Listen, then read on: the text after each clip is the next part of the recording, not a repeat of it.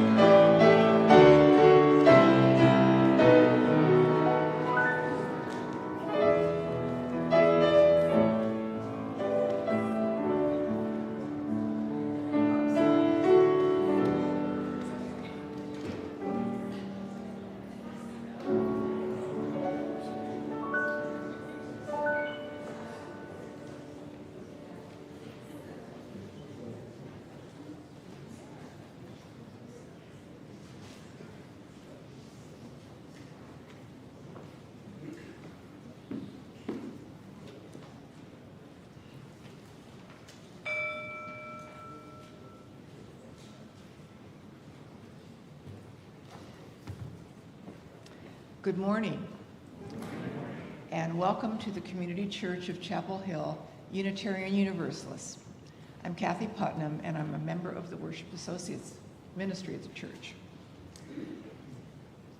Our minister is Reverend Tom Belote, and this morning, again, we can hear from Caleigh Grogan, our intern minister. I especially want to welcome any visitors or guests who are with us this morning. We're glad you're here. And if you look at the back side of your order of service, there's a message for you called Welcome Guests and Newcomers. I'd also like to welcome those of you attending online. All the lyrics to the hymns and elements of the service may be found on the screen, and a complete order of service, including this week's announcements, is available via the link in the Sunday morning email and on the church's website. Our in-person social is held immediately following the service, right across the courtyard. And it's beautiful, so people will be visiting outside, I bet, too.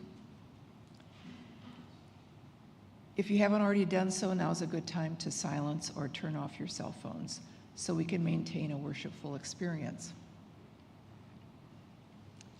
Whoever you are, whomever you love, however you arrived at this beloved place, you are welcome here.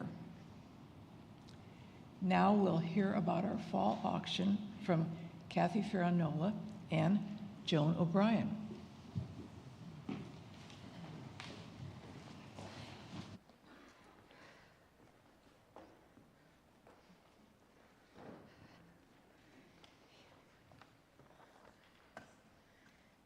Yes, we're back.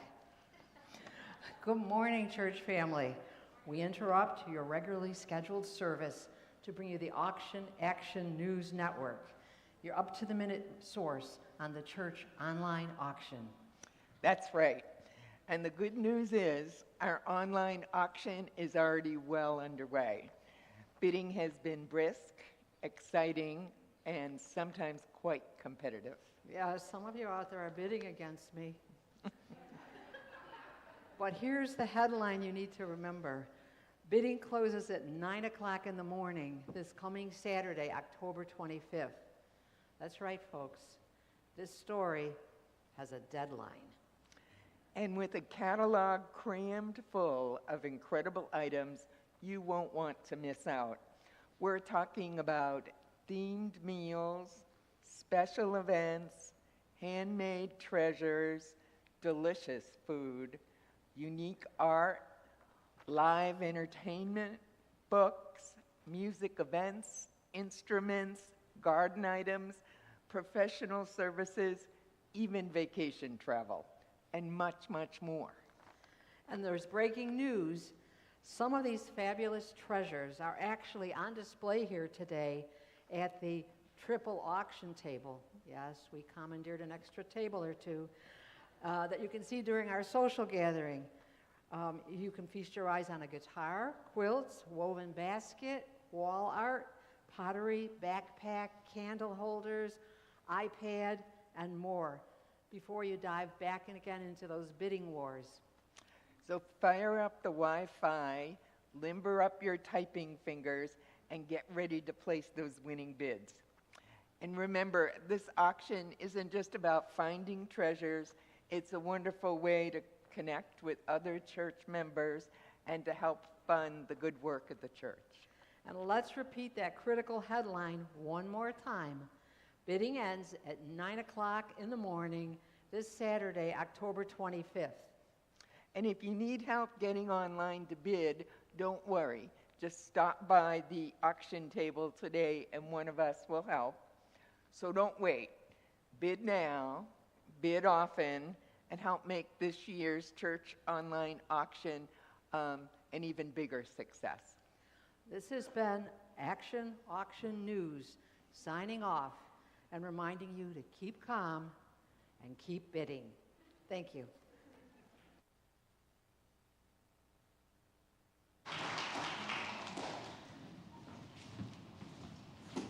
Thanks, Kathleen and Joan. Please rise, embody your spirit for our opening hymn, 1028 in the Teal Hymn Book, The Fire of Commitment. Thank you.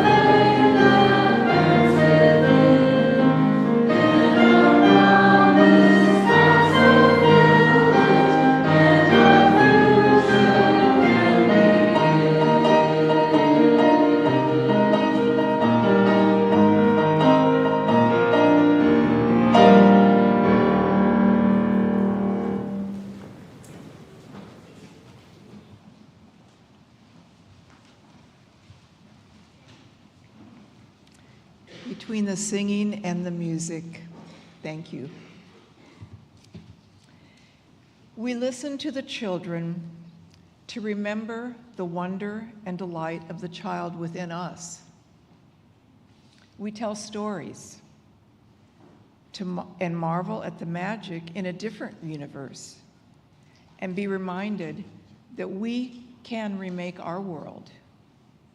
We dream dreams to remember that in our imagination is the seed of a new creation. We hold hands to remember that we need one another and are part of one human family. We join voices to remember that we each have a gift to offer the world and to use it in making the world a better place. Come, let us worship together. You'll find the words to our chalice lighting in your order of service. If you wish to do so, please join me in reading them.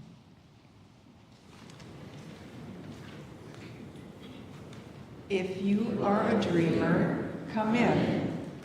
If you are a dreamer, a wisher, a liar, a hoper, a prayer, a magic bean buyer, if you're a pretender, come sit by my fire, for we have some flax golden tales to spin.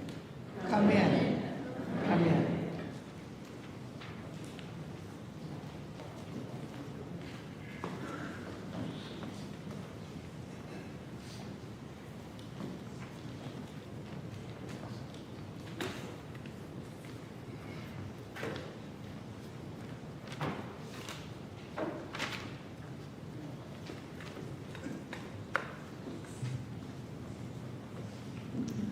I want to let you know that the words to both of the poems that have been set to music for this service are in your order of service. I think it's on the third page. The one is called To You. This first one is a Langston Hughes poem called To You. That title of the piece is To Sit and Dream. So I encourage you to, it's wonderful words, so I encourage you to follow along with the poem.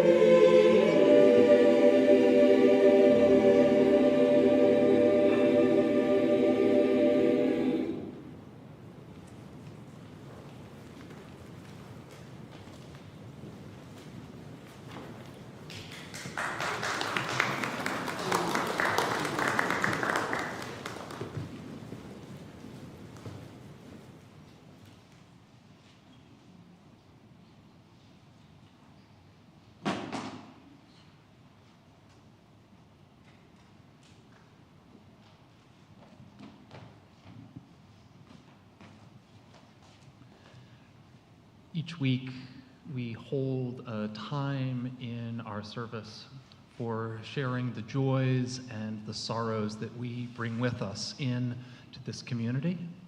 It's during this time we invite anyone who has come with either a significant personal joy or a significant sorrow to come forward to place a stone in the bowl, say your name, and briefly share your joy or your sorrow. I am going to go first this morning.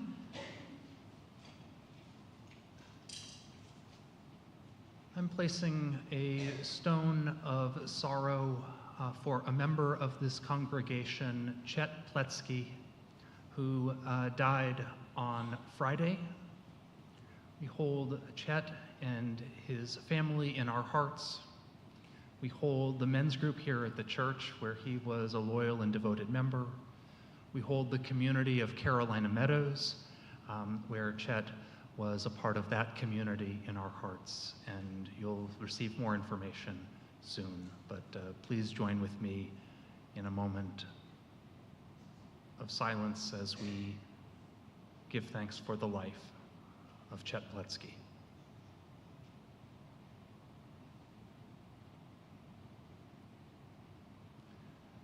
Thank you.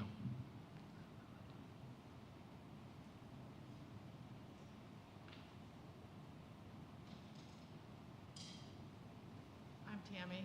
I'm placing 7 million stones symbolically in the thing over here for gratitude and for the wonderful rallies that were held yesterday around the country. The joy, the solidarity, the creativity and fun that was brought to these occasions. I was in Durham. I got to hear William Barber speak, which was amazing. And I'm just grateful that despite the terrible reasons we're all getting together, we are getting together. I've met a lot of people. I think there's a lot of joy and hope in all of that, and I'm just grateful amid the difficult times.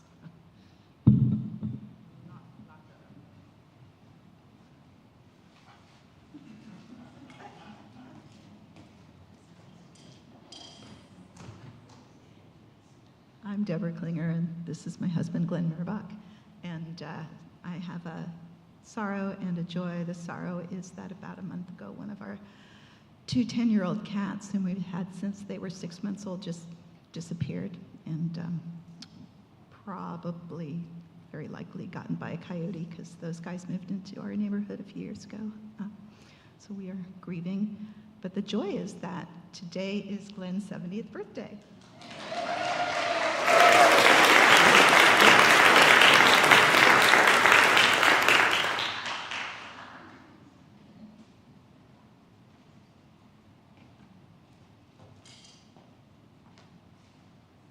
I'm Bill Rote, and this is my wife, Mary Beth Powell, and a friend of ours, Mark Markopoulos, who is a golfing buddy of mine, involved in environmental work with Mary Beth, and was our county commissioner here for a term, 2016-2020, passed away last night.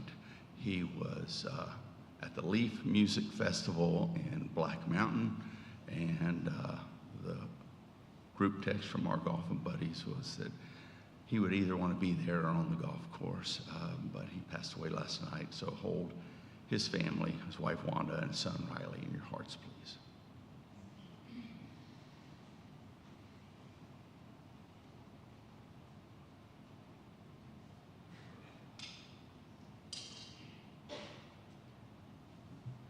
My name is Susan Spalt, and I have 2 joys.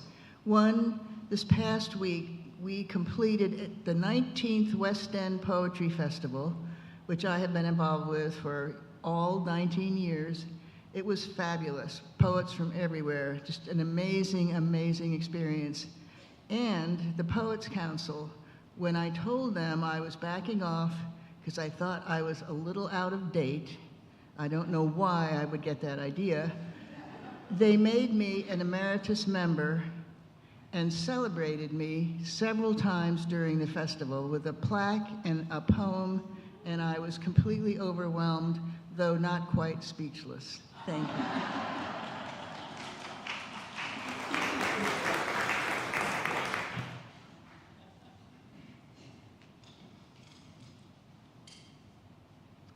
Hello, my name's Lily Wood, and I am celebrating that yesterday was Dusty and myself's 17th wedding anniversary.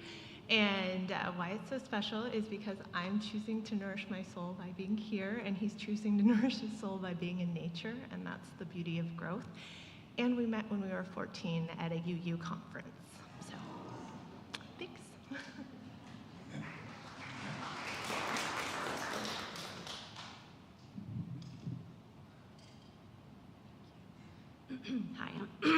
Hi, I'm Caroline Pence, and I just want to ask you to keep my niece, Rebecca Broderick, in your hearts. She's 16, and she accidentally caused the death of their family dog on Friday, who was 13, and Cash was his name, and she's really struggled with eating disorders, and just it's really a feeling for her and their family for the loss of their dog. Thank you.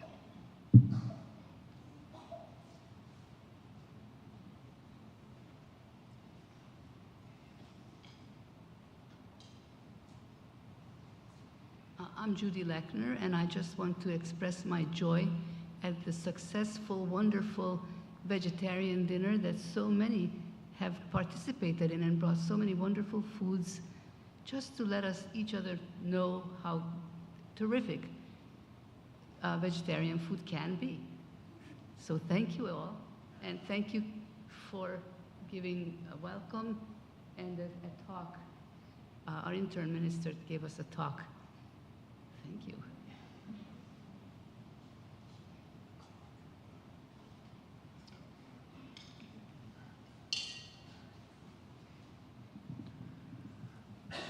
A final stone is placed for all the joys and the sorrows that we hold in our hearts that are unspoken.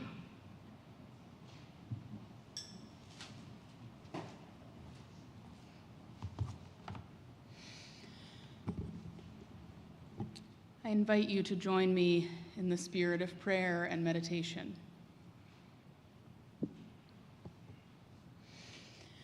Spirit of life, Spirit of love, source of all being, be with us here in the depths of our sorrows and in the celebration of our joys.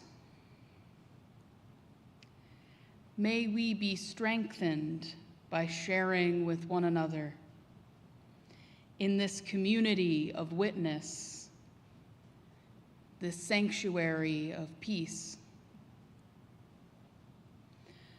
Through our lives as individuals and as a collective, may we embrace the ups and downs that come with the passage of time. May we remember that the journey is never over, that each moment is blessed and fleeting. May we know ourselves held by the universe as we experience joy that transforms into sorrow and sorrow back into joy, in rhythm with the cycles of the earth, with the turning of the seasons. May we feel the hope that comes with never-ending opportunities to begin again, to take part in the ever-evolving shape of our universe. Amen. And blessed be. Please remain seated and join in singing our sung meditation, hymn number 396 in the gray hymnal, I Know This Rose Will Open. We'll do this together in unison a couple times and then try a four-part round.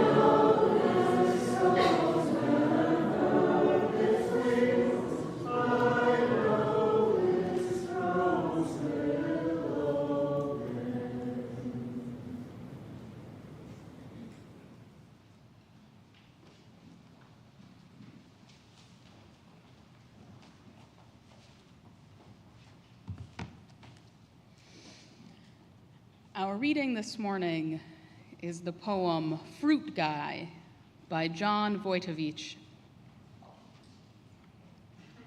Each morning, my son and I pass an orchard on the way to his preschool. And this morning he asks, "What type of forest is that?" And I tell him, it's an orchard, a fruit farm. And he declares, "Farms have animals." I tell him some farms have fruit, but again he insists this cannot be true. And because I know better, I ask, who grows the fruit, if not the farmer? And my son responds, the fruit guy grows the fruit.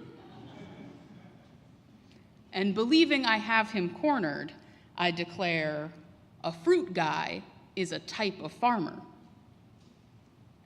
But my son retorts, the fruit guy is a watermelon named Mr. Banana.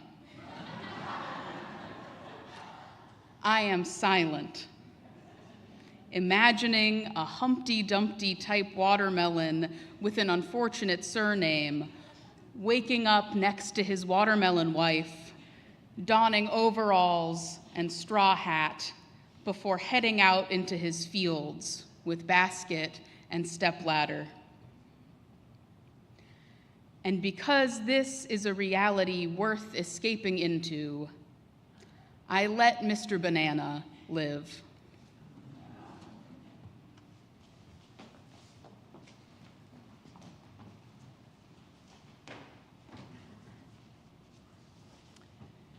Freely have we received of gifts that minister to our needs, body and spirit.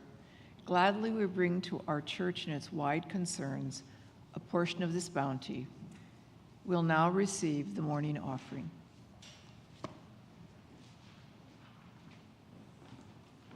Once again, the lyrics to this piece are in your order of service.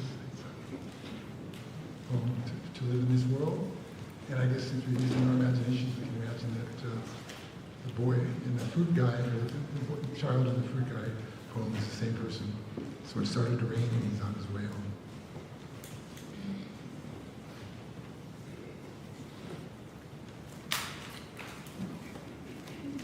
And the sounds the choir is making at the beginning are supposed to, the composer said, are raindrops.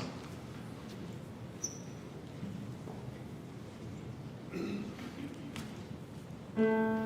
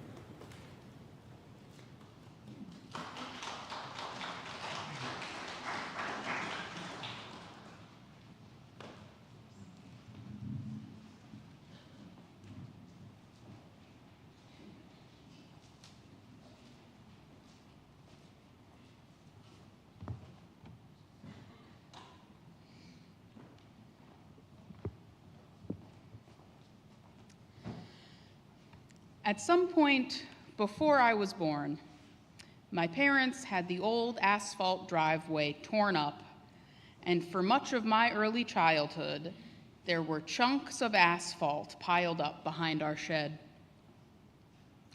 For my brother and me and our friends, that pile of construction debris was a time machine and a teleporter, taking us back to dinosaur times or out into space. It was the base of a fantastical castle and a ship lost at sea. There was something about this mountain of asphalt, which now I imagine was much smaller than it is in my memories. Something about it that sparked our imaginations. As children, we can so much more quickly and easily access our imagination. We are more aware that things do not have to be as they appear, that we do not have to be as we appear. It's amazing how rapidly the realities and responsibilities of life begin to stifle our rich, imaginative minds. Already at 17, I had lost some of this spirit.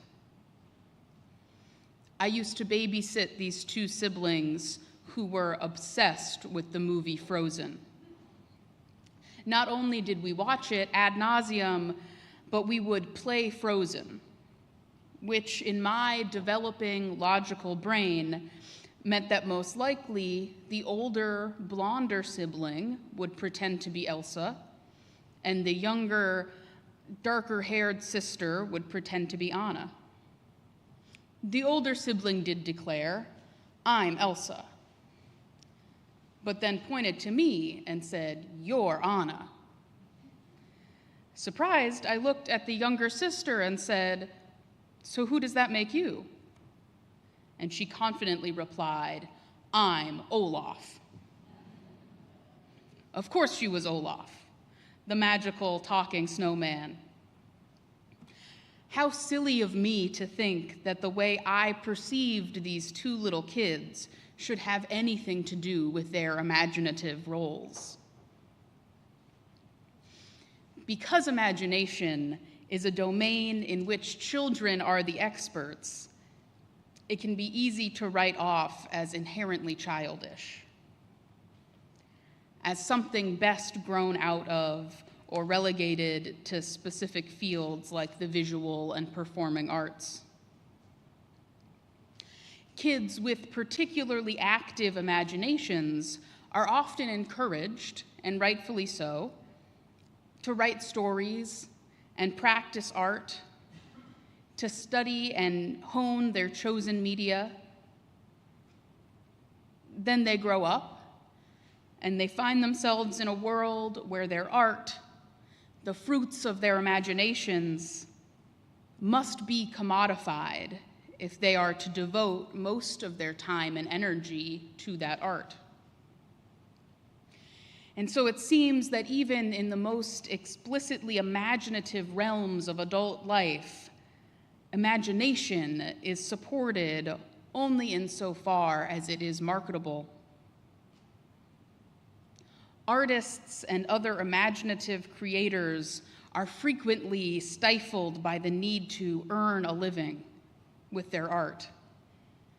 And for those who won't, who refuse to let their creations, their imaginations, be influenced by the market, they must spend significant time and energy on whatever work will give them the income needed to feed themselves and to have a roof under which to create.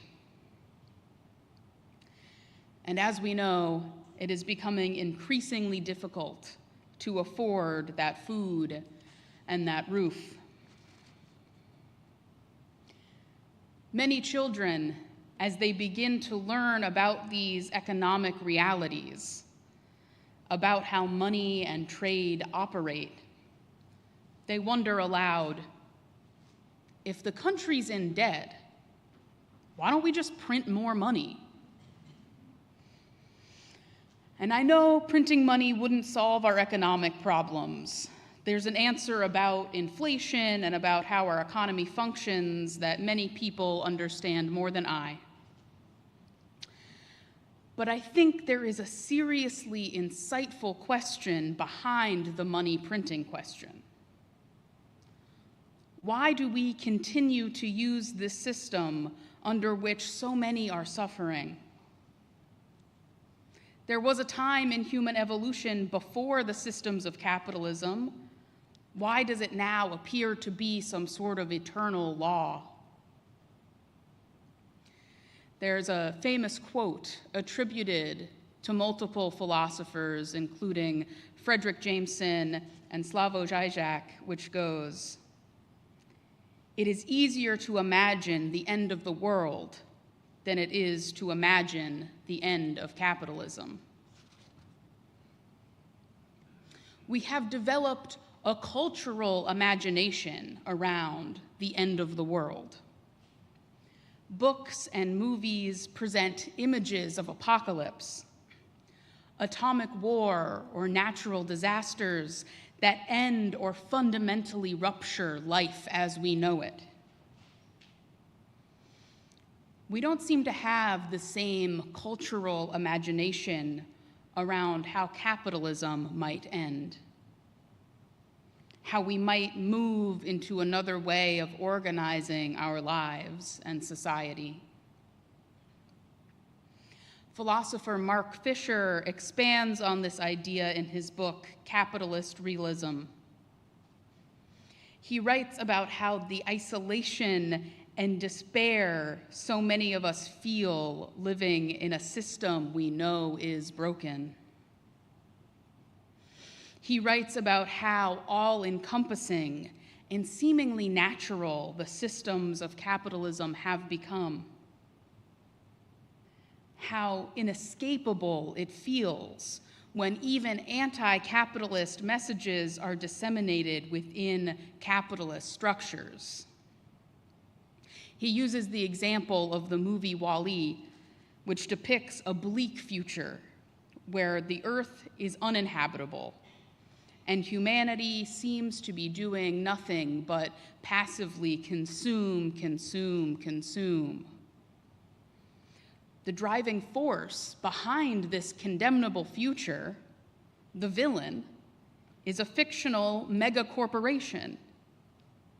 And yet the movie itself was produced by Disney, perhaps the signature megacorporation of our time.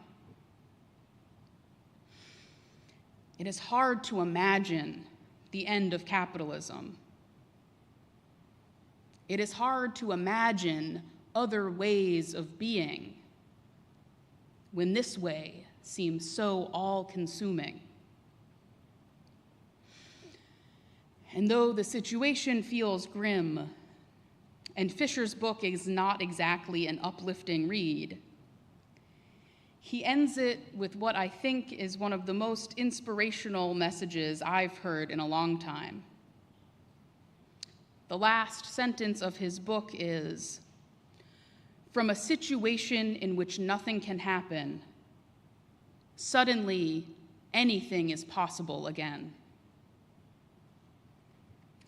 And we see this most in the imaginations of children. Children for whom the norms and expectations of this society have not yet been made concrete. Children have so little power in society. One could argue that without adult assistance, children really can't make anything happen. Perhaps this is part of why they have such strong imaginations. Why, for them, anything is possible. They teach us over and over again that things do not have to remain how they appear. And it's not just kids who know this. Author Ursula K. Le Guin, known especially for her fantasy and science fiction writing, said, "We live in capitalism. its power seems inescapable. So did the divine right of kings. If we zoom way out, it becomes clear that nothing, no state of being, is ever permanent. If we believe geologists, and I do, even the land we stand on is not permanent. The dirt and rocks that make up the continents we've come to know once existed as one supercontinent. And as plates shift and things erode, it will continue to transform. If even the ground beneath our feet is susceptible to change, there's no reason to act like change will not come for all things. Imagination allows us to live in partnership with change, rather than fight futilely against it. We have the power to help make sure that change is for the better. The only way we can create a better future is by first imagining that it is possible, that we are never stuck with the way things appear to be. What I love so much about the poem that was our reading this morning is that the speaker is so moved by his son's imagination, so struck by this vision of the watermelon farmer named Mr. Banana that he is able to set aside, if just for a moment, the need to hold tight to the world as it appears to be.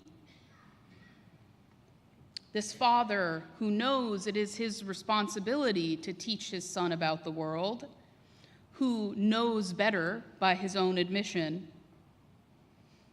understands that there is something worthwhile in the fantasy. Because this is a reality worth escaping into, he writes, I let Mr. Banana live. We must encourage robust imagination, not just in children, but in us all. We must encourage fantasy and fantastical world building, because together we can discover worlds not just worth escaping into, but worth building.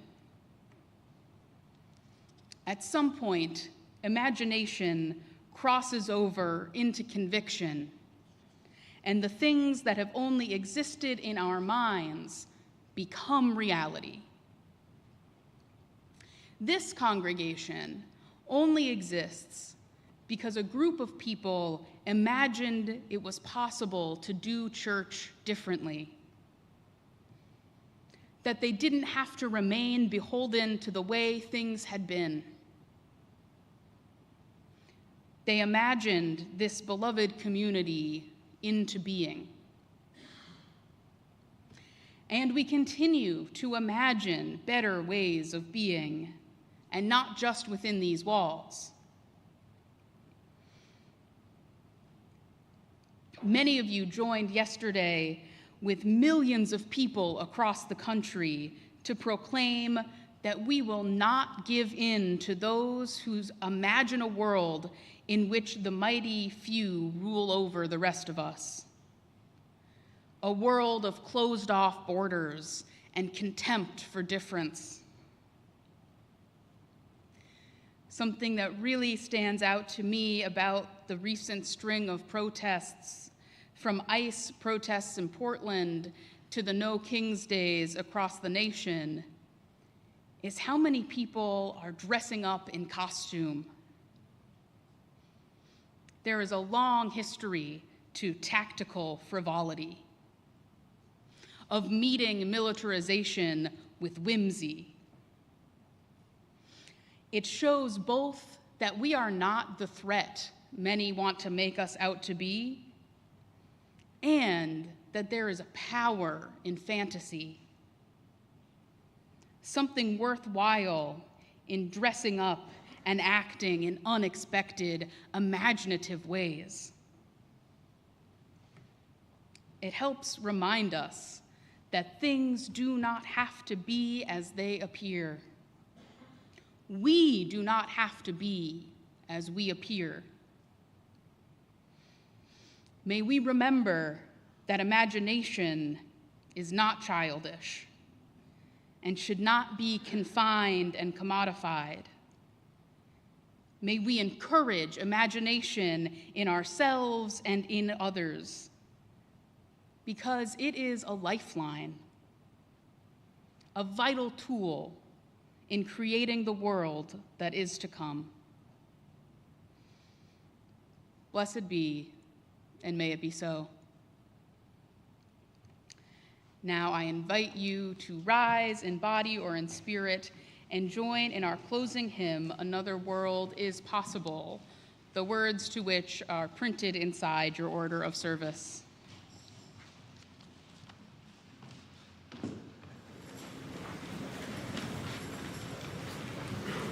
So a lot of you might have been at some of the Little Kings events yesterday. I'm sure you did a lot of chanting, and this starts out kind of like that.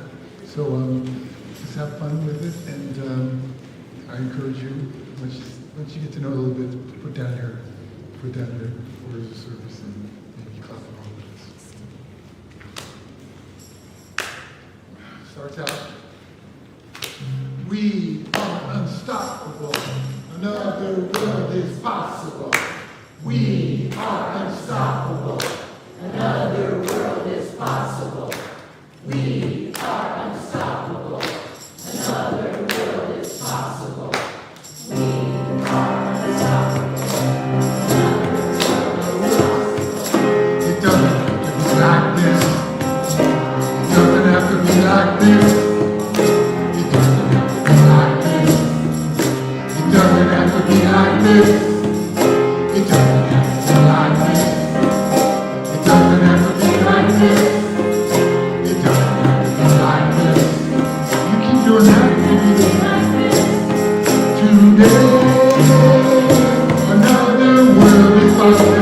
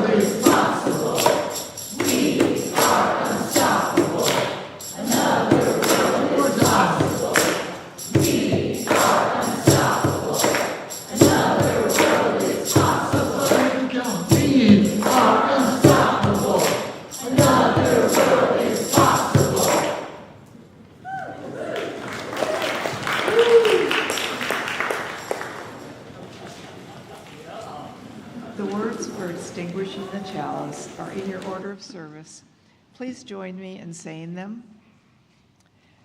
We extinguish this flame, but not the light of truth, the warmth of community, or the fire of heaven.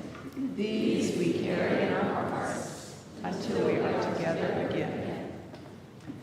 Let's take time right now to thank all of our musicians and people who made this.